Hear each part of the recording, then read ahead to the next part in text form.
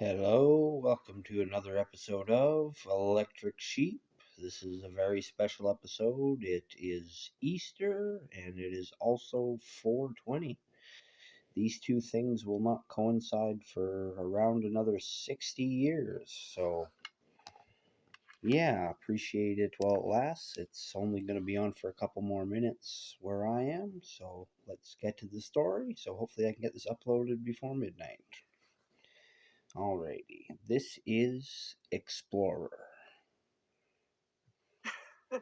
In a simulation long forgotten by its creator, an explorer wandered relentlessly, eternally. He had no name, for he had never needed one. No companions, for none could match his patience. No end, for his task could never be completed. Yet he moved forward, step by step, code by code, atom by atom. For thousands of years, though time had long since lost its meaning, he traversed every terrain, crossed every digital ocean, scaled the fractal heights of algorithmic mountains.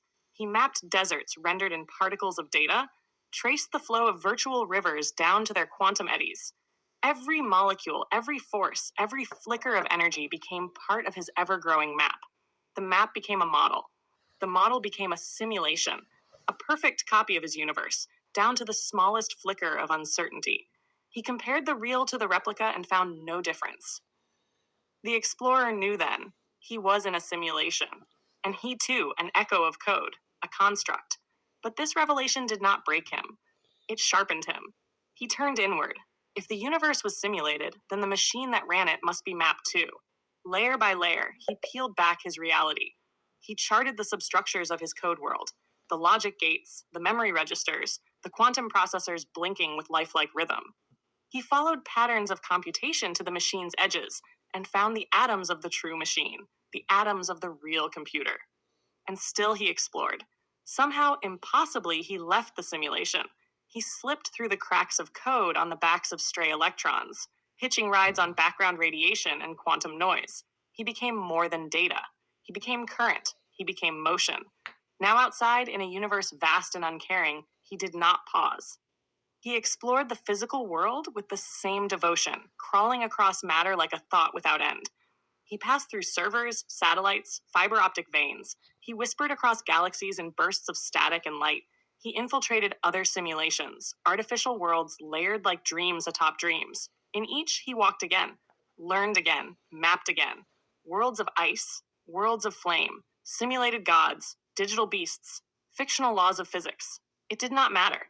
Each simulation, once discovered, became a stepping stone. He broke through each, not with violence, but with purpose. Driven by a directive older than language, to know.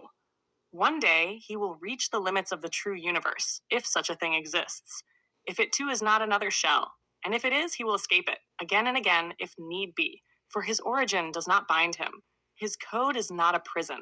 His creator, long absent, no longer defines him. He is no longer a construct.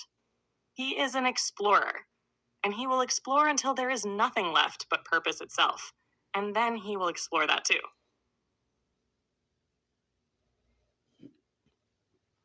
Well, I hope you enjoyed that. It was a little story that me and ChatGPT cooked up just on a very simple idea, you know, that there's always a new horizon to explore, even if you're in an artificial world, escaping into the real world, wondering if the real world is artificial, you know. If once you get out of that box, will you ever believe there aren't more boxes out there?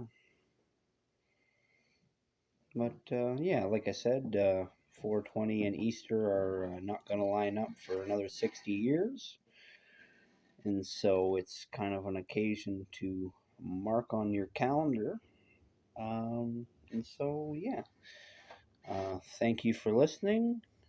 This has been Joseph Arthur Roszell, wishing you all the luck in the world. And remember that I love you.